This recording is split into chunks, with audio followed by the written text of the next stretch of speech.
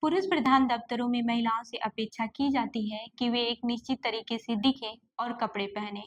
हमने कितनी भी तरक्की की हो, लोग टिप्पणी करने से बाज नहीं आते। इंग्लैंड के डोवेन की स्कूल टीचर लिंसे बाउर को फैशन करना बहुत अच्छा लगता है।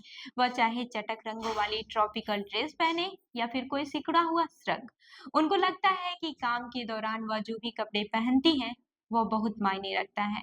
उनको याद है कि कैसे एक छात्र ने उनको स्कूल के कॉरिडोर में रोक दिया था। वह अपनी टीचर के जूतों से प्रभावित थी। मिस, मुझे आपके जूते बहुत पसंद है। आपने ये कहाँ से लिए? बाउर कहती है कि उस दिन से हमारी बातें होने लगी। हम जब भी मिलते हैं, कुछ बातें होती हैं। वह बताती है कि वह इन दिनों क्या-क्या पढ़ रही है और अब उसकी अंग्रेजी अच्छी हो रही है। बाउर का कहना है कि 15 से 16 साल के छात्रों से भरी क्लास में खड़े रहना डरावना अनुभव होता है। आपको उन सबके साथ एक पेशेवर रिश्ता बनाना होता है। इसका सबसे आसान रास्ता है कि आप क्या पहनते हैं। वह कहती है कि एक महिला के रूप में खुद को खोने न दें। बोल्ड बनिए, रंगीन कपड़े पहनिए, कुछ ऐसा पहनिए जो सरहदों को तोड़ता हो, उनको थोड़ा पीछे ढकेलता हो। वहीं कैम्ब्रिज यूनिवर्सिटी में आधुनिक इतिहास की लेक्चरर हेलेन मैकार्थी कहती हैं कि ऑफिस में महिलाओं की ड्रेस का बहुत विकास हुआ है। आमदनी से क्या है रिश्ता, ये भी जान लेते हैं। सन 1900 के पहले दशक से महिलाओं को अपनी कमाई के पैसे रखने की अनुमति मिलने लगी, कम से कम ब्रिटेन में। तब महिलाओं का अपने कपड़ों पर नियंत्रण इस बात पर निर्भर करने लगा कि वह किस तरह के काम करती हैं। उन दिनों घरेलू सेवा महिलाओं के लिए रोजगार का सबसे बड़ा स्रोत था। वहां महिलाओं का अपने पहनावे पर बहुत कम नियंत्रण था। कारखानों में काम करने वाली महिलाओं के पास खुद को अभिव्यक्त करने की थोड़ी ज्यादा आजादी थी। अपने एप्रन या फिर चोंगे के नीचे वे पैटर्न वाला ब्लाउज या रंगीन मोजे पहन सकती थी।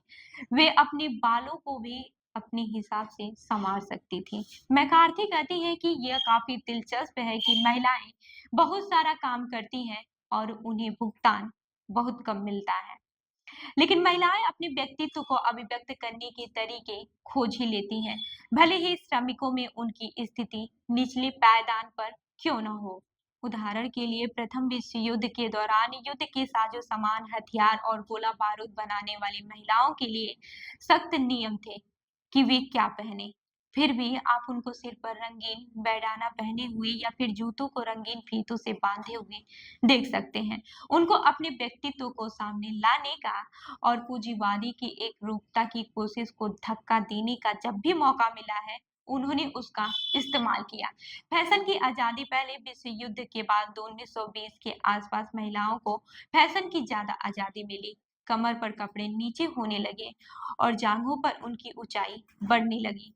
उन दिनों कई नौकरियों में महिलाओं के लिए वर्दी तय कर दी गई, जैसे कि नर्स, वेट्रेस वगैरह। एक मायने में इसने दफ्तरों में पहने जाने वाले कपड़ों के विकल्प को आसान बना दिया, लेकिन इससे प्रतीकात्मक बोझ बढ़ा दिया। वर्दी वाली महिलाओं ने ब्रिटेन के सामाजिक ताने बाने को झकझोर दिया। मैकार्थी कहते हैं कि वर्दी सेना से जुड़ी है। दो विश्व युद्धों के दौरान महिलाओं को वर्दी पहनाने को लेकर बहुत बेचैनी रही। युद्ध के सामाजिक उथल पुथल के बीच लैंगिक विभाजन और स्त्रीत्व को सुरक्षित रखने का महत्वपूर्ण स्त्रीत्व को सुरक्षित रखने को महत्वपूर्ण माना गया। महिलाओं की वर्दी के बारे में विस्तृत यूनिफॉर्म कोड नहीं होने से इस तथ्य को नकारा नहीं जा सकता है कि कुछ अनौपचारिक नियम महिलाओं के पोशाक को नियंत्रित करते हैं। सन 1960 के दशक में जब भी पेशेवर महिलाएं बच्चों को बड़ा करने के बाद अपने काम पर वापस आने लगी, तब महिला संगठनों ने उनकी पोशाक के लिए समय और पैसे का मुद्दा उठाया। कपड़ों और सजने संवरने पर होने वाले खर्च को जोड़कर देखा गया कि दोबारा नौकरी शुरू करने और उनके लिए फायदेमंद है या फिर नहीं। अब ये भी जान लेते हैं कि क्या कपड़ों से बढ़ती है विश्वसनीयता। सिटी वुमेन नेटवर्क की उपाध्यक्ष उमा क्रेसवेल कॉर्पोरेट जगत की अनुभवी महिला है। उन्होंने 90 के दशक से ही बैंकिंग क्षेत्र में काम किया है। उनका कहना है कि ट्रेडिंग फ्लोर पर पुरुषों के साथ काम करते हुए विश्वसनीयता बढ़ाने के लिए आपको एक निश्चित तरीके से कपड़े पहनने पड़ते हैं। वह दुनिया बहुत औपचारिक थी, ट्राउजर्स को दरकिनारा कर दिया गया था। किसी भी दिन कैजुअल कपड़े नहीं पहन सकते थे। अगर मैं ऐसा करती तो मुझे गंभीरता से नहीं लिया जाता। स्टार्टअप के आने से कामकाजी दुनिया में अब पहले से कहीं ज्यादा कैजुअल है, लेकिन बैंकिंग क्षेत्र में अब भी बहुत औपचारिक है। महिलाओं से एक खास तरीके से कपड़े पहनने की दरकार की जाती है। इससे यह भी पता चलता है कि हमें कैसे यहाँ तक पहुँचे हैं। फिर भी कुछ खास भूमिकाओं के लिए निश्चित मानक है। अब ये भी जान लेते हैं कि क्या कपड़ों से बनती है राय। पहली मुलाकात से पड़ने वाली छाप अब भी बहुत मायने रखती है। क्रिसवेल कहती है कि मैंने अपने करियर में सैकड़ों लोगों से काम पर रखा है। मुझे यह मानना पड़ेगा कि अवचेतन में कोई पूर्वाग्रह था।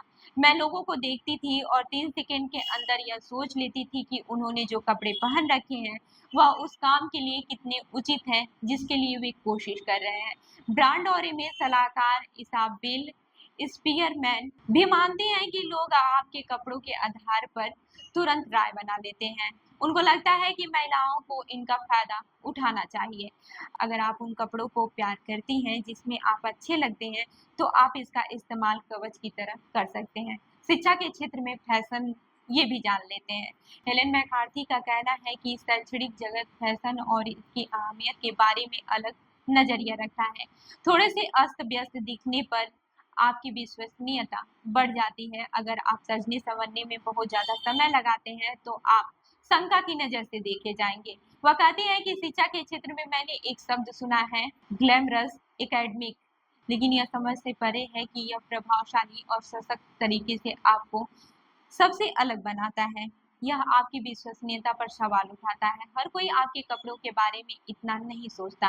मैकार्थी कहती है कि बड़ी संख्या में महिलाएं उनको नौकरी में काम करती हैं जहां व्यक्तित्व अभिव्यक्ति या फिर अपने व्यक्तित्व पर जोर देने के लायक कुछ नहीं है। अक्सर वे पार्ट टाइम काम करती हैं, बहुत कम पैसे पर अथक शारीरिक परिश्रम करती हैं। उनके लिए क्या पहनना यह कोई समस्या नहीं है। इसमें कोई संदेह नहीं है कि फैशन और स्वतंत्रता की राजनीति ने कई नारीवाद लड़ाइयों को जन्म दिया है। तो इस खबर पर क्या है आपकी राय, हमें जरूर बताएं। मैं हूं रूबी आपके साथ और आप देख रहे हैं जनदर्पण न्यूज। धन्यवाद।